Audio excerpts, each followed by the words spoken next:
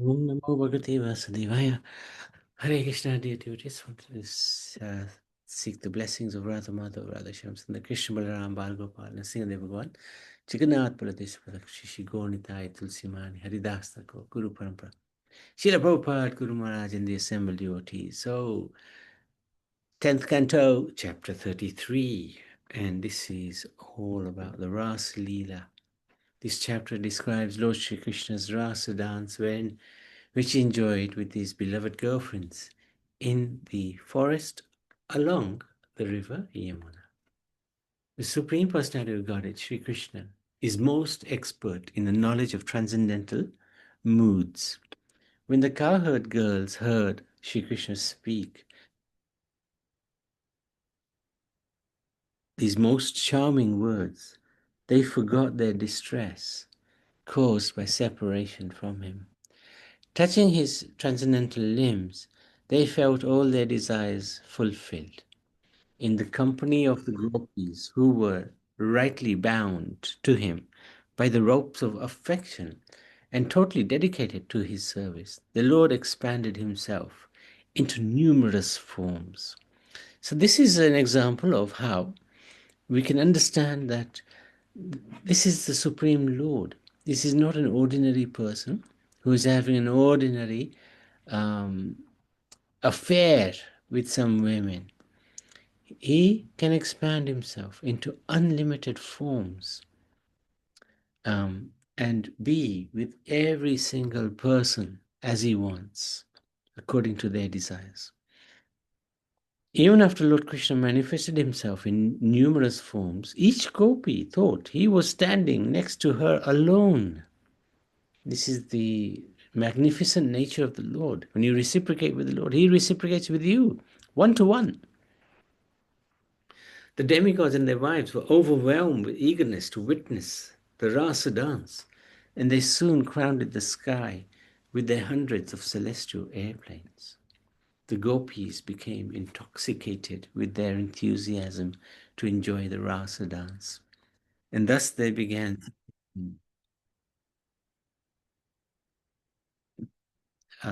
Krishna's senses by singing, dancing, gesturing amorously. The sweet voices of the gopis filled all the directions. One gopi joined Lord Mukunda in his singing, sang pure, melodious tunes even, that rose harmoniously above his. Krishna was pleased and he showed great appreciation for her performance, saying, "Excellent, excellent." Then another gopi repeated the same melody, but in a special meritical pattern. And Krishna praised her also.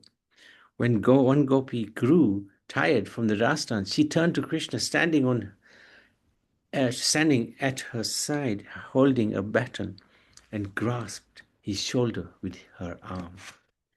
Upon the shoulder of one gopi, Krishna placed his arm, whose natural blue lotus fragrance was mixed with that of sandalwood pulp, anointing it. As the gopi relished that fragrance, her bodily hair stood on end in jubilation, and she kissed his arm. Next to Krishna's cheek, one gopi put her on, beautified by the effulgence of her earrings, which glittered as she danced. Krishna then carefully gave her the betel nut he was chewing. Another gopi became fatigued as she danced and sang, the bells on her ankles and waist tingling. So she placed upon her the comfortable lotus hand of Lord Achyuta, who was standing by her side. Thus the gopis danced with the Supreme Lord in the arena of the dance, as swarms of bees sang in accompaniment. In this way, Krishna took pleasure in the company of the young women of Braj by embracing them, caressing them, and glancing lovingly at them as he smiled, his broad, playful smiles. It was just as if a child were playing with his own reflection. The wives of the demigods, observing Krishna's playful activities from their airplanes, were entranced and became agitated with lust. Indeed, even the moon and his entourage, the stars, became astonished. Seeing that the girls were fatigued from conjugal enjoyment, merciful Krishna lovingly wiped their faces with his comforting hand. Overjoyed from the touch of his fingernails, the gopis chanted his glories. To dispel the fatigue of the gopis, Krishna entered the water of the Yamuna, followed swiftly by bees who were singing like the best of the Gandharvas. He appeared like a lordly elephant entering the water to relax in the company of his consorts. In the water, Krishna found himself being splashed on all sides by the laughing gopis, who looked at him with love. As the demigods worshipped him by showering flowers from the aeroplanes, the self-satisfied Lord took pleasure in playing like the king of the elephants. Although the gopis were firmly attached to Lord Krishna, whose desires are always fulfilled, the Lord was not internally affected by any mundane sex desire. But he's completely transcendental, always. Krishna's lifting of Govardhan Hill, his killing great demons like Putana and others are obviously extraordinary activities. Similarly, the Ras dance is also an uncommon activity and cannot be imitated by any ordinary man. An ordinary person engaged in his occupational duty like Arjun should execute his duty for the satisfaction of Krishna. That is within his power. Arjuna was a fighter. Krishna wanted him to fight for his satisfaction. Arjuna agreed, although at first he was not willing to fight. Duties are required for ordinary persons. They should not jump up and try to imitate Krishna and indulge in Rasa Leela and thus bring about their own ruin. Lesson to learn: it is not possible for Krishna to act irreligiously.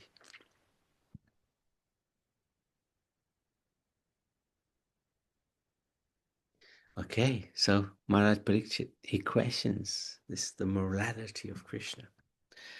When Maharaj Parikshit heard the narration of Krishna's conjugal pastime with the gopis, which superficially resembled the activities of a lusty person, he expressed a doubt about how the Lord of the universe, who has descended to this earth to establish religious principles, could violate them by touching other men's wives.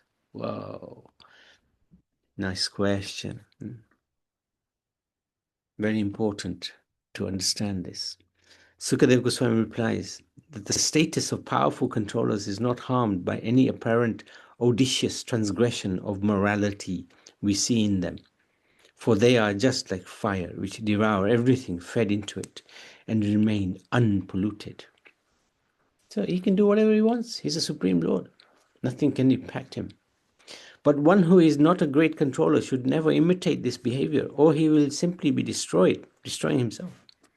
Just as a person who is not Rudra would destroy himself if he tried to drink an ocean of poison. So that's a good example. Somebody may try to imitate Shiva's activities by maybe smoking ganja or something.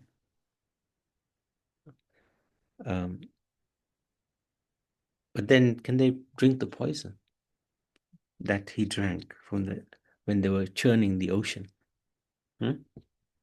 One may also argue that since Krishna is the supreme authority, his activity should be followed. In answer to this question, Sukadeva Goswami has very clearly said that Ishwaranam, or the supreme controller, may sometimes violate his instructions. But this is only possible for the controller himself, not for the followers. Unusual and uncommon activity by the controller can never be imitated. Sukadeva Goswami warned that the conditioned followers who are not actually in control should never even imagine imitating the uncommon activities of the controller. So, Lord Krishna, being the supreme absolute truth, is the only actual enjoyer and object of enjoyment. Although he is one without a second, he expands himself into many forms to increase his personal pastimes. Therefore, great scholars say that Krishna's Rasa Leela is like a child playing with his own reflection. What are the reflections? It's the gopis. They are none other than a reflection of Krishna, part and parcel of Krishna. Sri Krishna is self-satisfied, fully endowed with inconceivable transcendental opulence. When he exhibits such pastimes as the Rasa Leela, all living beings, from Brahma down to the blades of grass, become merged in the ocean of astonishment. In the Bhagavad Gita, clearly, the Lord clearly says that whenever he appears, he does so by his internal potency. He is not forced to accept a body by the laws of karma like an ordinary living entity. Every other living entity is forced to accept a certain type of body by his previous actions. But when Krishna appears, he always appears in his original spiritual form. It is not forced upon him by the action of his past deeds. Material activities never entangle the devotees of the Supreme Lord. What to speak of the Lord himself? Any question of bondage for the Lord himself? There's no question of any bondage for the Lord himself. The Supreme Absolute Truth, Sri Krishna, is present within the hearts of all living entities as their indwelling witness. When out of his mercy he exhibits his intimate pastimes to his devotees, these activities do not reduce his reputation. This is the Lord we're talking about. It's no ordinary person. If somebody wants to reciprocate with the Lord in a certain way, he will not refuse, because he is the Lord. He is very kind-hearted.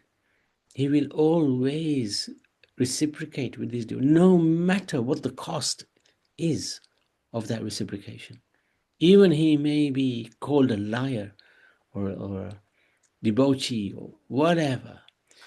He cares more about the devotee than himself. He doesn't care about his reputation, but he wants to please the devotees. He's bound to please the devotees. And that's why he will do things which apparently seem to transgress social behavior, decent behavior. But he's doing that to please the devotee. He's not lusty. He doesn't need anybody. He doesn't need anything. He's Atmarama, he's self-satisfied. But to please his devotees, he'll do anything. He's bound by them. This is the Lord. This is the Supreme Personality of God. The cowherd men, bewildered by Krishna's illusory potency, thought their wives had remained home at their sides. Thus they did not harbor any jealous feelings against him. After an entire night of Brahma, wow, that's a long time. What's the day of Brahma? The day of Brahma is 4.3 billion years. So the night of Brahma is exactly the same. 4.3 billion years. One night of Brahma had passed.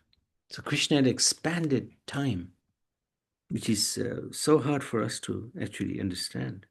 But he's expanded time in such a way that one night becomes 4.3 billion years. After an entire night of Brahma had passed, Krishna advised the gopis to return to their homes.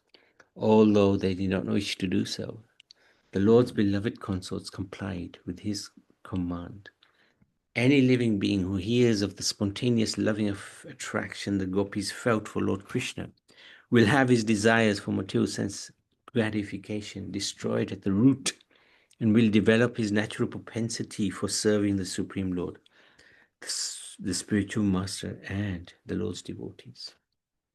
So just that point again, Krishna extended the night of Rasa, the Rasa dance, to cover a great period of time, which lasted millions and millions of years. But the gopis couldn't understand that. How was this possible? Krishna could show his mother the whole universe within his mouth. So what's impossible for the Lord? Lesson to learn. Krishna can do anything for the pleasure of his devotees. He is the supreme controller. Most of the gopis in their previous lives were great sages, expert in the study of the Vedas. When Lord Krishna appeared as Lord Ramachandra, they wanted to enjoy with him.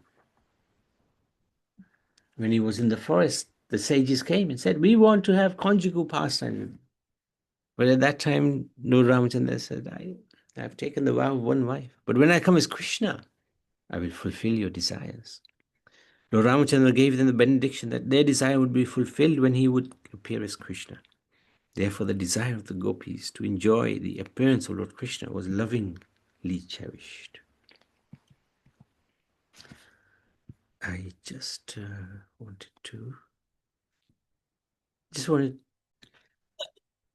chapter 34. Nanda Maharaj saved and Sankachuda slain. This chapter describes how Lord Sri Krishna saved his father Nanda from the clutches of a serpent and delivered a Vidyadhar named Sudarshan from the curse of the Angira sage.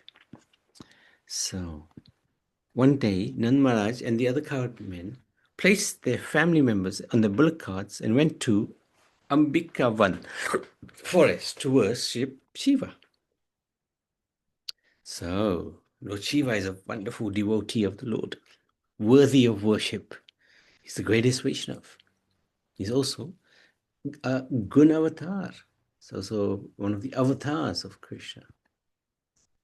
So one day, after bathing in the Saraswati river and worshipping Lord Shadachiv, a form of Lord Vishnu, they decided to spend the night in the forest. As they slept, a hungry serpent came and began to swallow Nand Maharaj. Wow.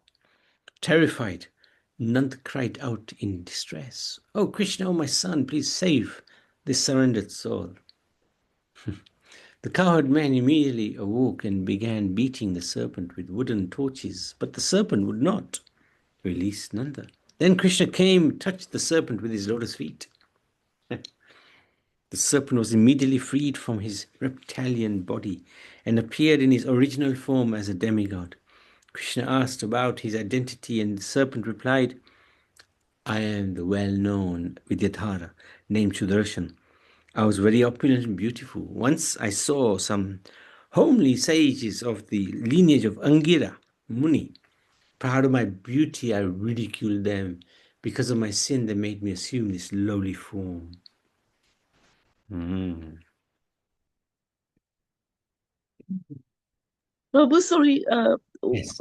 why was he cursed? Can you just Ah, go back? yeah, Yes. yeah, yeah. Because he was mocking the sages who were following Angira Muni. He was mocking them for because he was very beautiful, handsome, talented, and he saw the sages. They were, wearing torn clothes and looking very hungry and thin.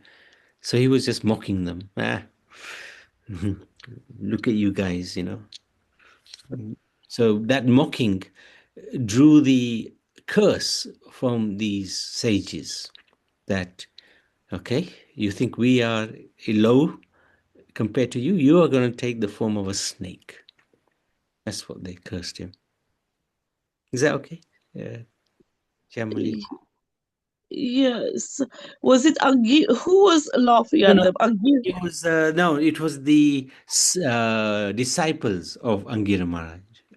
Angira, Okay, okay. Angira Muni wouldn't do that, but Okay, sorry. Yes. yeah, yeah, yeah. It was some of the sages in his sort of tradition.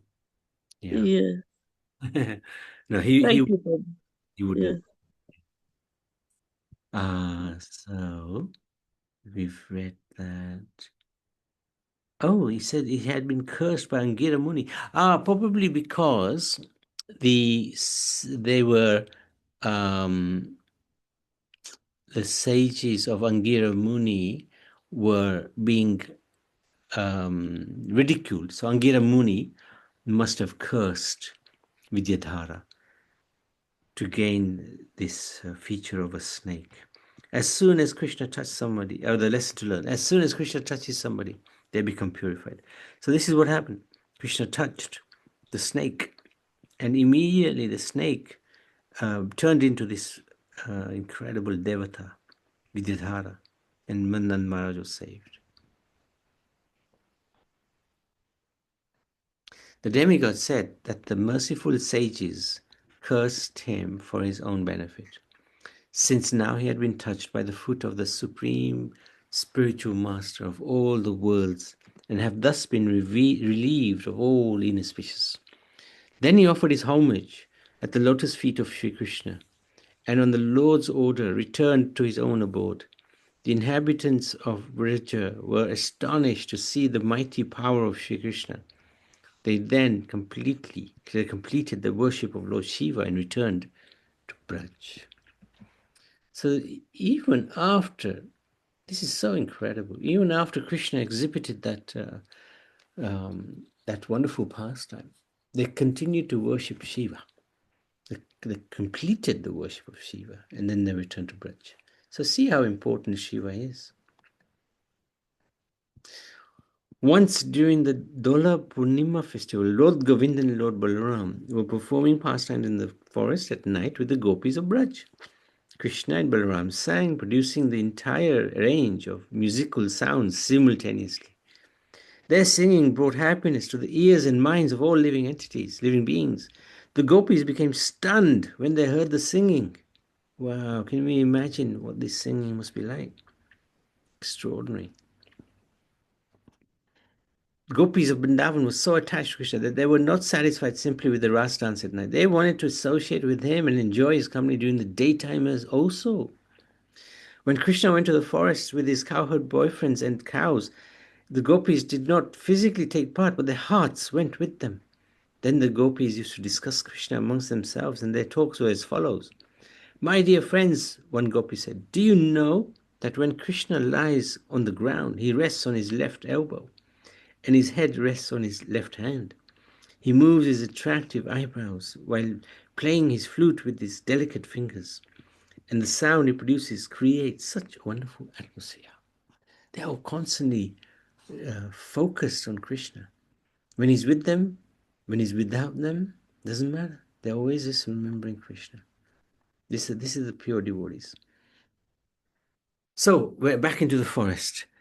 At that time, a servant of Kuvera named Sankachuda boldly came forward. So Kuvera is the treasurer of the demigods. Yeah, treasurer of the demigods. So one of his servants, and although he's a treasurer of the demigods, he does have a following of Rakshasas as well. So one of them, Chankachuda, boldly came forward and began abducting the gopis. The young gopis girls called out, Krishna, please save us. He and Ram began to chase after Shankachuda. Don't be afraid, Krishna called out to the gopis. In fear of the lords, Sankachuda left the gopis aside and ran for his life. Krishna chased after him, swiftly approached him, and with a blow of his fist, removed Shankachuda's jewel together with his head. Then Krishna brought the jewel back and presented it to Lord Balaram. So this is a demon associate of Kuber. On his head, there was a valuable jewel resembling a conch shell. Yeah, I can just about see it here. He thought Krishna and Balaram were two ordinary cowherd boys enjoying the company of many beautiful girls. He wanted to enjoy them and decided to take charge of them, leading the girls away to the north. The gopis then called out to Krishna and Balaram for protection. Two brothers immediately came. Sankasura left the gopis and ran for fear of his life. However, Krishna followed Shankasura wherever he fled. Krishna caught him, struck him with his fist, killed him. He then took the valuable jewel and returned. In the presence of all the gopis, he presented the valuable jewel to his elder brother, Balaram. Lesson to learn: Krishna is very generous. After this incident, on a very pleasant night, Krishna went into the forest. Oh no, we've done this bit. This is before killing of Shankasura. And the lesson from this, when they went to the forest, and him and Balaram would sing to everybody's happiness. So the lesson is that Krishna is the best of singers. Let's have a quick look. Let's do this last chapter. The gopis sing of Krishna as he wanders in the forest. Chapter 35. This chapter contains the songs the gopis sing to express their feelings of separation from Krishna when he goes to the forest during the day. Whenever Krishna went to the forest, the gopis would sadly sing songs of him during the day. When Krishna plays the flute, the demigoddesses traveling in the sky became embarrassed to find that the belts of their garments were loosened. At the same time, righteous bulls, deers, cows became captivated by the sound, and they stopped chewing the food in their mouths. The rivers stopped flowing. This is when he plays the flute, so many things happen. Their waters are stunned in ecstasy as they eagerly wait for the wind to bring the dust of the lotus feet of Krishna. When he plays the flute, my goodness. Krishna, the reservoir of pleasure, blowing his flute, accompanied by his elder brother, Balaram and the other cowherd boys and cows entered the beautiful forest of renown to enjoy the atmosphere. When Krishna played his flute, the trees and creepers respond by becoming filled with fruits and flowers. Swarms of birds sing, and the lake-dwelling birds close their eyes, being fixed in meditation. The clouds thunder gently in accompaniment and shade him like an umbrella. Krishna is expert in all arts of herding cows, inventing many new styles of flute playing.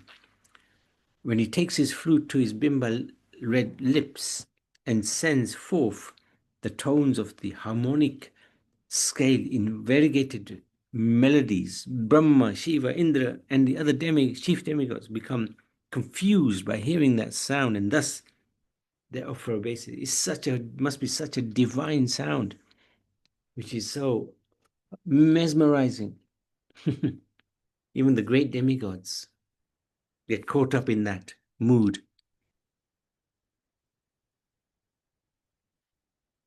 When Krishna plays his flute, the gopis become agitated, still like trees, unaware that their hair and clothes are loosening. Krishna is standing somewhere and counting his cows on a string of gems. He has so many cows. How does he keep count? How does he keep control of them? He counts them on strings of gems. Krishna would call the cows with his flute, different tunes for different types of cows. Sometimes the cows would wander off and Krishna would call out their name. He knew the names of all his cows. And the cows would love hearing their names being called out by Krishna. A lesson to learn: Krishna knows everyone, including all of us. As Krishna, he wears a garland of tulsi flowers that bear the fragrance of his beloved. He has thrown his arms over the shoulder of an affectionate cowherd boyfriend. When Krishna is returning to Braj, he constantly playing his flute, while his young companions chant his glories, and Brahma and other chief demigods come to worship his lotus feet. As Krishna plays his flute, his garland is covered by the dust raised from the cow's hoofs. His eyes roll in intoxication as he respectfully greets all his friends upon returning home, enhanced by his fatigue. He creates an ecstatic festival for everyone's eyes, with his cheerful face resembling the moon, who is the lord of the night. The lord of the Yadus moves with the grace of a regal elephant. Thus he returns in the evening, delivering the cows of Braj from the dust of the day, the heat of the day. Sukadeva Goswami said, O king, Thus, during the daytime, the women of Vrindavan took pleasure in continuously singing about the pastime of Krishna. And those ladies' minds and hearts absorbed in him were filled with great festivities. Hmm.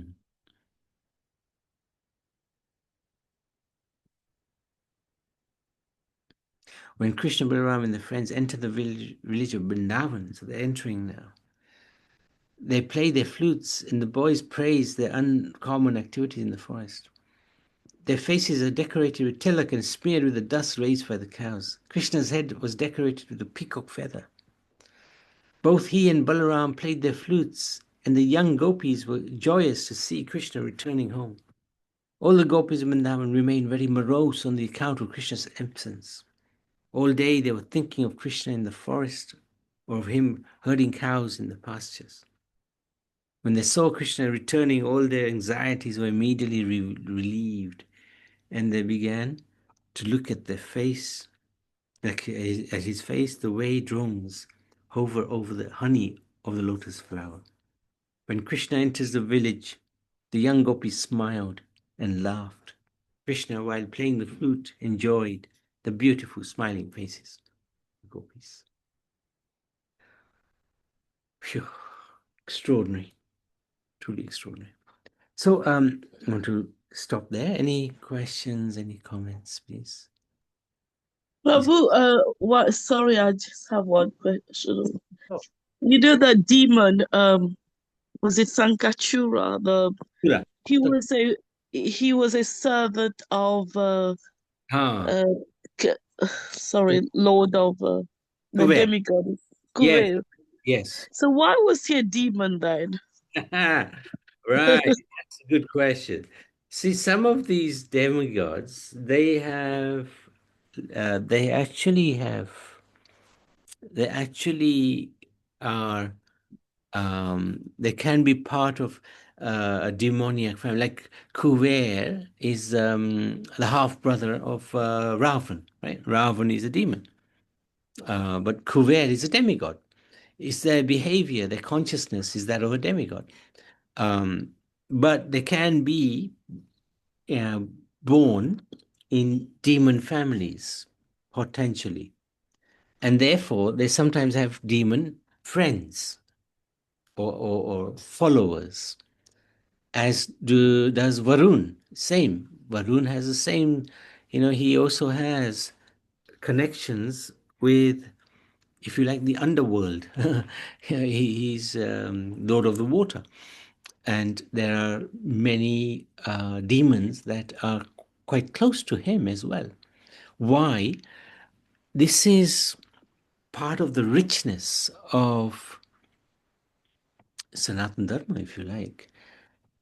In one sense, no one is a demon. Everybody is a servant of Krishna. Sometimes they may take the role of a demon in order to enhance various pastimes between the Lord and his devotees. But the richness of Sanatana Dharma is that everyone is ultimately a devotee of the Lord. Sometimes they may take different roles and they may be uh, anti the Lord even. But that is only to increase the lila, the pastimes that the Lord enjoys. So yeah, even these demigods, they may have associates who are actually demoniac. It's a little hard for us to get our head around that, but yeah. it, Yes. I know. it is a bit weird, but ultimately everybody's a devotee. Ultimately, everybody's come from the Supreme Lord. So Yeah, so Varun Dev, he's a god of water, yeah? yeah, So where does he, is he in the ocean? yes, he's. Oh, Remember we did when Nand Maharaj bathed early. yeah, He was kidnapped by the associates of Varun. So those yeah. associates were not demigods; they were actually demoniac. Um, And Varun Oh. apologized to the Lord. Sorry, these these foolish guys kidnapped your father. But this is the beauty of these relationships. Even if you are a little crazy, nobody's left out of Sanatana Dharma. Okay. Something I wanted to ask you. Yeah, you know when you said that the Rasa dance, Mm, it happened during one night of Lord Brahma. yeah, So does that mean, okay, the Lord extended that night, so yeah, everyone slept for that long, yeah, or the cow, or okay, yeah. That's right. the cow herd man, yeah. Yeah, yeah, yeah. It was as if absolutely they slept for a long time.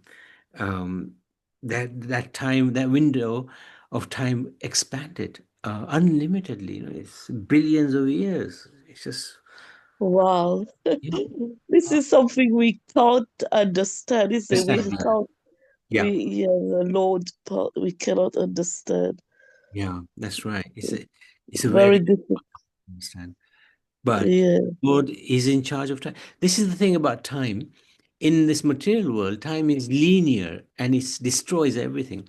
But in the spiritual world, time is not linear. It serves the Supreme Lord. So time can be adjusted by the Supreme Lord. He can make things a lot longer or a lot shorter as he wants, according to his desire. So time serves him. It's not that time destroys anything in the spiritual world. Time serves the Lord.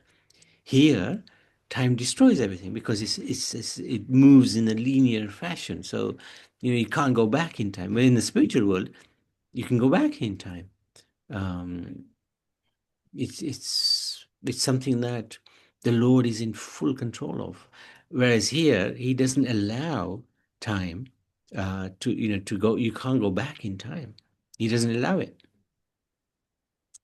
Uh, Mm. Yeah, yeah, very, very confusing and interesting. understood, yeah.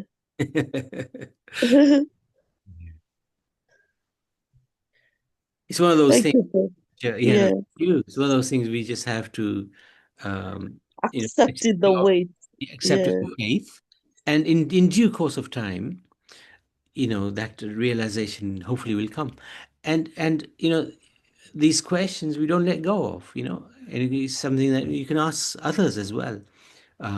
It doesn't stop you from serving, but the question is good because you're trying to understand a bit more about Krishna. So, until you're fully satisfied, you can ask again and again. Um, yes. yeah. But it shouldn't stop, it shouldn't shake one's faith, basically. No, no, of course not. Thank Yeah. you so much. Amazing. That's thank you, Prabhu.